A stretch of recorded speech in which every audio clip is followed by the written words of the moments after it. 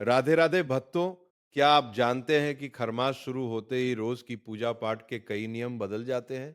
अगर इन नियमों को जाने बिना आप पहले की तरह पूजा करते रहे तो आपकी पूजा का पूरा फल भी नहीं मिल पाता। खासकर तुलसी माता की पूजा और दैनिक पूजन विधि में इस समय कुछ विशेष सावधानियां रखना बहुत जरूरी माना गया है। कई लोग अनजाने में ऐसी गलतियां कर बैठते हैं जिससे पूजा का लाभ मिलने की जगह दोष भी लग सकता है। इसलिए आज के इस वीडियो में हम आपको बताएंगे खरमास में पूजा पाठ के सही नियम, तुलसी माता को जल कब देना चाहिए और कब नहीं, तथा कौन सी छोटी छोटी सावधानियां आपको जरूर रखनी चाहिए। अगर आप भी रोज पूजा करते हैं और चाहते हैं कि भगवान विष्णु, माता लक्ष्मी और सूर्य देव की कृपा आपके घर पे बनी रहे, तो इस वीडियो को अंत तक जरूर देखें, क्योंकि इसमें दी गई जानकारी आपके लिए बहुत महत्वपूर्ण हो सकती है। पशु योनि में कौन जाएगा?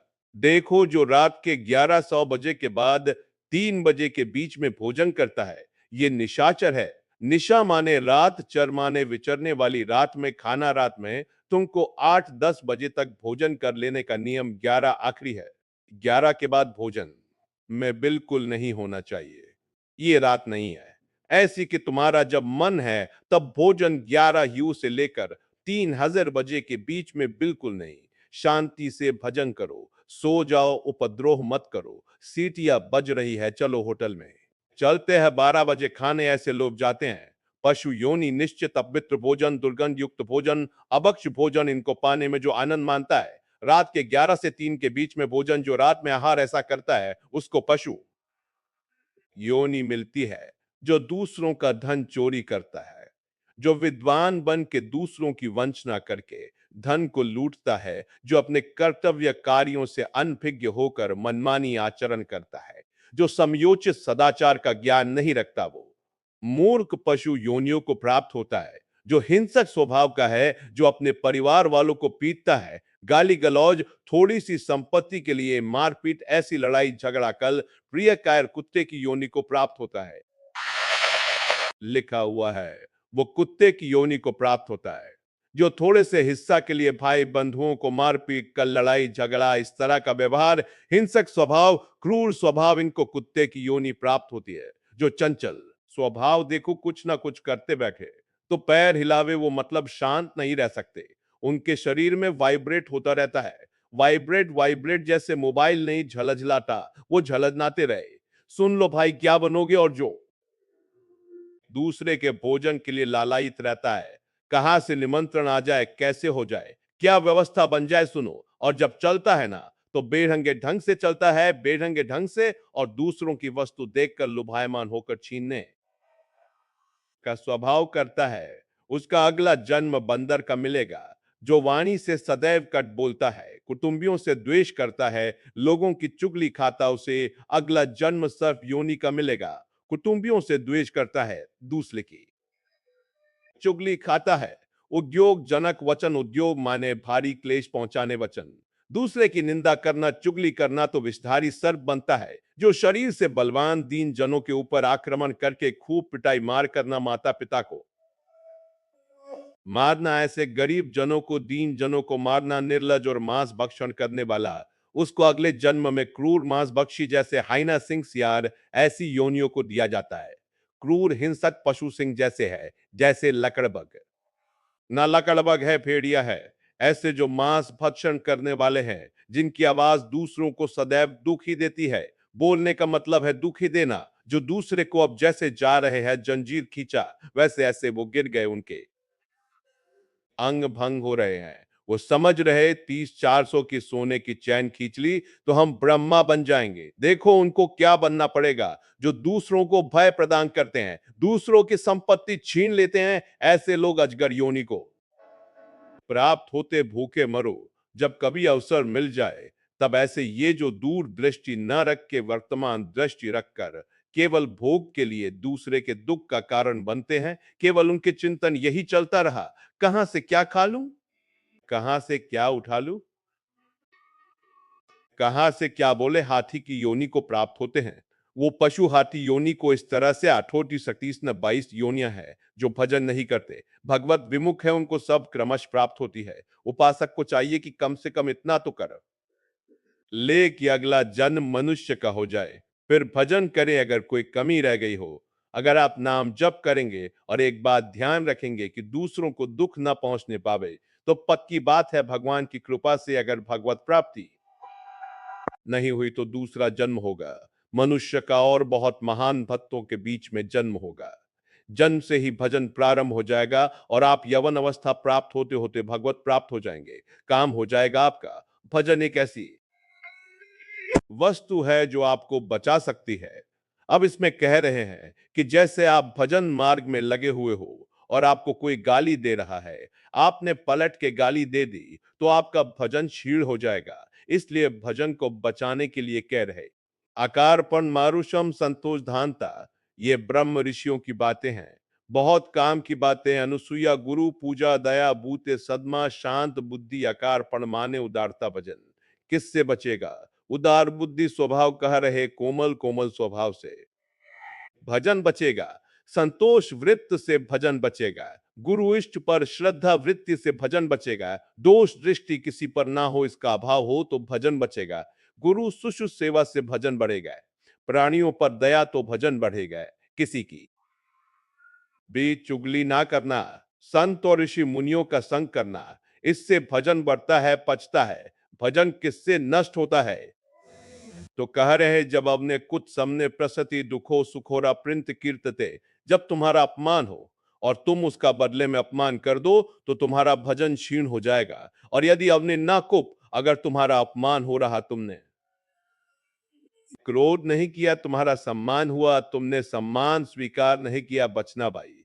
इससे बचना, ये अगला जन्म नहीं होने देंगे। अगर ऐसा उदारता कोमल स्वभाव संतोष श्रद्धा दोष दृष्टि का अभाव गुरु सेवा प्राणियों पर दया चुगली ना करना, निश्चित निश्चित अगला जन्म नहीं होगा। आप अपने भजन को बचाएं। जब कोई आपका अपमान कर रहा हो तो आप उसके बदले में उसका अपमान ना करें। यदि आपको क्रोध आ गया अपमान करने पर, तो आपका भजन का फल क्षण हो जाएगा। यदि सम्मान हुआ, आप आनंदित हो गए कि हमारा बड़ा सम्मान हो, तो आपका भजन क्षीण हो जाएगा। इसीलिए श्रीपाद भी कह रहे हैं, सम्मानम कल्याद घोर गरणम नीचा, अपमानम सुधा श्री राधा मुरली धरो बच सके वृंदावन। माध्य जब कोई सम्मान करे तो उसे भारी विष के समान समझो। सम्मानम कल्याद घोर गरम, जैसे बढ़िया खीर मिल रही हो, कान में कोई आकर कह दे विष पड़ा है, तो आप नहीं खाओगे। ऐसे ये सम्मान प्रणाम नमस्कार वाहवाही ये तुम्हारे भजन के नाश करने के लिए है। ये विष है, इसे मत पीना, स्वीकार मत करो। विश्व नमन करे करने दो, तुम स्वीकार मत करो, तुम हर्षित मत हो। और जब अपमान हो तो उसका अपमान करने वाले का कभी अपमान ना करना। धीर पुरुष प्रशांत पुरुष अपने भजन को ऐसे बचा ले जाता है जैसे कोई अपमान कर रहा है। बहुत बड़ा अमृत है। सच्ची मानिए, जिसका अपमान हो रहा है वो साधु पुरुष जब अपमान सह जाता है, उसका भजन बढ़ता है। वो सुख से भगवान में शयन करता है। और जब अपमान हुआ और अपमान दूसरे का कर देता है तो उसका भजन क्षीण हो जाता है। अशांत होकर के फिर जगत में शयन करता है। अपमान करने वाला जब कोई सामने से अपमान सह जाता है तो उसका सहन करना उसके नाश का कारण बन जाता है। अपमान करने वाले का निश्चित नाश हो जाता है जब वो सामने वाला बोले ना, केवल चुप रहे। यह बड़ी बात है पर बहुत कठिन है। उस समय जब कोई अपमान कर रहा है, निंदा कर रहा है, आप शांत है, इसका मतलब आपके ऊपर गुरु कृपा है और आप अपने भजन को पहचानते हैं, भजन बचाना चाहते हैं। अपमानित होने पर चाहिए कि अपमान करने वाले की ना बुराई सुने ना बुराई करें। जैसे कोई आकर बहुत नीच आदमी आपको गाली दे रहा था, कान में उंगली डालो। नहीं भाई, वो नीच नहीं, भगवान उसके अंदर बैठकर मेरी परीक्षा ले रहे थे, मुझे पुष्ट कर रहे थे। वो नीच कैसे हो सकता है? अपने भजन पर दृष्टि रखे ना, उसकी निंदा करे ना, उसकी निंदा सुने ना, उसका बुरा चाहे। यद्यप इसमें लिखा हुआ है कि जो अपमान करने वाला है उसका सर्वनाश हो जाता है।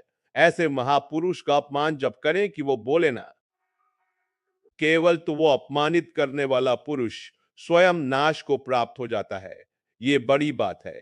कह रहे हैं तच्छेद अमता विंशति, अगर वह अपमान जिसका कर रहा है वह महात्मा भजन करने वाला शांत है, कुछ नहीं बोल रहा है, वो तो सुख से शयन करेगा परमात्मा में और उसका भजन सुरक्षित बच गया। और जो भी कलमस हुआ होगा वो भस्म हो गया, लेकिन अपमान करने वाला बोले विंशति उसका नाश पक्का हो जाएगा। अपमानित होने पर साधक को चाहिए कि कभी अपमान करने वाले की ना बुराई सुने और ना बुराई करे, उसका भजन बच जाएगा, भगवान की कृपा हो जाएगी। अमृत सप मानस योग विषव जुग सम्मानस सदाजा साधक को चाहिए कि अपमान को अमृत के समान पान कर ले, नीचा अपमान सुधा देखो। साधक अपमान को अमृत के समान जब कोई अपमान कर रहा हो तो ऐसे खुश होना चाहिए काम बन गया। भगवत प्राप्ति में जो बाधक भाव है इसके अपमान करने से भस्म हो जाएंगे। भगवान हम पर प्रसन्न होंगे, मौन कभी कभी उसकी तरफ रुद्र दृष्टि से भी ना देखो। अपमान करने ये भागवती के लक्षण है। अमृत स्तपत अपमानस योग अमृत है। अपमान पर देखो, ध्यान दीजिए। यदि आपकी कोई निंदा कर रहा है और सही में कर रहा है निंदा, तो तुम्हें सुधार करना चाहिए। वो तुम्हारे लिए अमृत नहीं है, वो विषय है, सुधार करो। और अगर वास्तविक हमारी कोई गलती नहीं, हमारा अपमान, हमारी निंदा हो रही, तो नाचना चाहिए कि बहुत बड़ा विघ्न नष्ट हो गया, भजन में हमारी उन्नति अब पक्की होगी। पक्की उन्नति होगी, लौकिक और पारलौकिक विष युग। सम्मान सदा साधक को चाहिए कि सम्मान से ऐसे बचे जैसे विष भरे भोजन से बचा जाता है। सम्मान स्वीकार ना करे, प्रणाम नमस्कार ऐसे श्री हरिवंश कोई कह रहा है। श्री अब वो अगर पंचांग प्रणाम कर रहा है, आप भी नमन कीजिए, निकल जाइए, व्यवहार मत बनाइए, दोबारा वो ना प्रणाम करे ऐसी भावना रखिए। अगर ज्यादा आप उससे प्यार करेंगे कि ये प्रणाम कर रहा है, तो सम्मान स्वीकार कर रहे, सम्मान देने वाले से ज्यादा प्यार नहीं किया। जल्दी सम्मान विषय है और अपमान करने वाले को प्यार दृष्टि से देखा जाता है। आप बड़े हिच्ची हो, हमारा भजन बढ़ेगा, भगवान की प्राप्ति होगी, पर ऐसी अपनी तरफ से चेष्टा ना करे कि कोई अपमान करे। अपमान से सदैव तप की वृद्धि होती है। अपमान तपोवृद्धि, सम्मान तप क्षया। सम्मान स्वीकार करने पर तपस्या भजन क्षय हो जाता है और अपमान होने पर तपोवृद्धि, उसकी तपस्या की वृद्धि होती है। अर्चिता पूजितो विप्र दुधा गौरी गच्छति। जो अपनी पूजा कराने लगता है, अपने प्रणाम स्वीकार करने लगता है, तो जैसे दूध देने वाली गाय दुर्बल हो जाती है, ऐसे तपहीन हो जाता है जो भारी प्रणाम नमस्कार पूजा स्वीकार करता है। स्वीकृति नहीं होनी चाहिए। पुनराया शथा एवं जप हो। पुण्याजा साधक को चाहिए, यदि प्रणाम नमस्कार बहुत करवा चुका है, वैसा लगा कि मेरा तप क्षण हो गया, तो बंद कर दे प्रणाम नमस्कार और एकांत में बैठकर जैसे गाय को फिर अच्छा चारा पवाया जाए तो पुष्ट हो जाती है, ऐसे अपने साधन भजन करे, प्रणाम नमस्कार से दूर हो जाए। महापुरुषों ने भी ऐसी लीलाएं की जिससे प्रणाम नमस्कार बंद हो जाए। यह सबको भगवत स्वरूप मान के तुम प्रणाम करो, तभी बात बनेगी। कह रहे हैं कि अगर प्रणाम नमस्कार स्वीकार कर लिया जाए तो समक्ष तपक्ष उसका तपक्ष हो जाता है। गंगा जी की ही एक ऐसी अभोग महिमा है कि जिनके दर्शन मात्र से पाप नष्ट हो जाते हैं। गंगा जी बस श्री धाम वृंदावन से इस समय जैसी आसक्ति प्रकट की, वृंदावन ने ऐसी गंगा जी से आसक्ति। गंगा जी छोड़कर कहीं नहीं जाना, किनारे ही जो तीर्थ मिले मिले कहीं नहीं जाना, नगर में भी ऊपर नहीं चढ़ना। वही जो आहार मिले, गंगा का क्यों कैसे बताएं, क्या परमानंद स्वरूप गंगा जी है, जिनके दर्शन मात्र से सारा पाप नष्ट हो जाता है। गंगा जी से और आपको बताएं अधिकतर बड़े महापुरुषों का दर्शन गंगा किनारे जो प्रकट में थे और जो अप्रकट थे। नानक देव जी का पहला साक्षात्कार गंगा के किनारे हुआ, वृंदावन पावन कुलीन। ये सब गंगा की रेती पर वृंदावन पावन पुलिन प्याला। ये गंगा की रेती सेनपुर साक्षात गंगा से प्रकट होती हुई सिद्ध मां बड़े चमत्कार, गंगा मैया के बड़े चमत्कार, अद्भुत वाणी लड़खड़ाती है। उनकी महिमा को कहते हैं कि वो महिमा तो इस जीवन में देखी है ना, इसलिए बड़ी दिव्यता गंगा जी में, गंगा जी के नाम का स्मरण मात्र करने से पाप फर्रा जाते हैं। जो गंगा जी की डुबकी लगाता है वो महापापी भी पावन हो जाता है। विश्वास हो जाए, विश्वास हो जाए।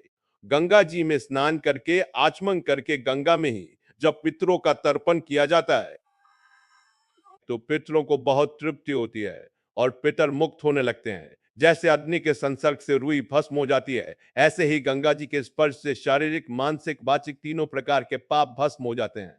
गंगा गंगे योजना नाम सतप, जो 100 योजन दूर 400 कोस दूर से गंगा गंगा गंगा बोले, मुते सर्व पाप विष्णु रूपम सगच्छति, वो शरीर निष्पाप हो जाएगा, वो वाणी निष्पाप हो जाएगी, उसका मन निष्पाप हो जाएगा और वो भगवत धाम का अधिकारी हो जाएगा। जो 400 कोस दूर से भी गंगा गंगा गंगा सब गोरा ही गोरा है। गंगा जी गोरी, महादेव जी गोरे, तो फिर उन्होंने उठा के फेंक दिया। ऐसे गोरे प्रेम रसास में कभी सोचा नहीं था कि कभी वृंदावन, कभी सोच नहीं था वृंदावन, बड़ी अनन्य बात है। इतनी निर्भयता थी। अब गंगा किनारे तो गांव में लोग ऐसे ही लाश प्रवाहित करते हैं ना, कुत्ते वहां के बहुत प्रवीण होते बीच धारा से घसीट के लाश लाके ऐसे और वही किनारे हम भी पड़े हुए हैं, वही ची रहे, कोई फर्क नहीं पड़ता। एकदम निर्भयता भगवान शिव की अनन्यता गंगा जी को जब देखते हैं तो एक तो धारा में प्रवाहित होती है। भगवान शिव के जटा में भारी तन्मयता, गंगा जी की विशुद्ध कृपा पार शक्ति कह रहे सैकड़ों योजन दूर से अगर गंगा गंगा गंगा ऐसा पुकार दे तो उसका शरीर पवित्र हो जाएगा, उसका मन पवित्र हो जाएगा, उसकी वाणी पवित्र। कल नरकों का वर्णन हुआ था, आज नरकों से उद्धार का वर्णन हो रहा है भाई। गंगा जल का आचमन करने वाला, गंगा गंगा जल का स्नान करने वाला, गंगा की धारा का दर्शन करने वाला, 400 कोस दूर से गंगा गंगा गंगा ऐसा उच्चारण करने वाला नरक नहीं जाएगा। कल जब नरकों का वर्णन हुआ था तो कई लोगों के बातें आई थी कि हमारे थाटसे के थाट से हमारे में लक्षण है। अब क्या होगा? कोई कहता हम में 5 है, कोई कहता हम में 2 है, इसका मतलब नरक जाना पक्का है। तो आज उसकी काट सुन लो। नाम संकीर्तनम यस सर्व पाप प्रणाम करना मत। अब नसानी अपना सहयोग पहले नियम लो कि आज के बाद नहीं करेंगे। नाम संकीर्तन करो, प्रभु का चरणामृत पियो। कभी अवसर मिले तो गंगा जी के समीप जाकर साष्टांग दंडवत करके डुबकी लगाओ, आनंद पूर्वक खड़े होकर कुछ देर नाम जप करो, नर कवर नहीं मिलेगा, सब बढ़िया मंगल हो जाएगा। पर करना ही पड़ेगा, कह रहे जो गंगा जी में स्नान के लिए कभी नहीं गए ना, गंगा जी का नाम लिया ना, गंगा जी पर श्रद्धा करते हैं, ऐसे लोगों के जीवन में जो आचरण बनते हैं वो बड़े निरर्थक होते हैं और ऐसे लोगों की ही दुर्गति होती है।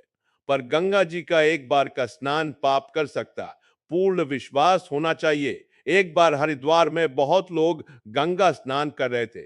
पार्वती जी ने कहा कि देखो इन सब का उद्धार पक्का हो गया, क्योंकि हम देवी की महिमा को जानती है।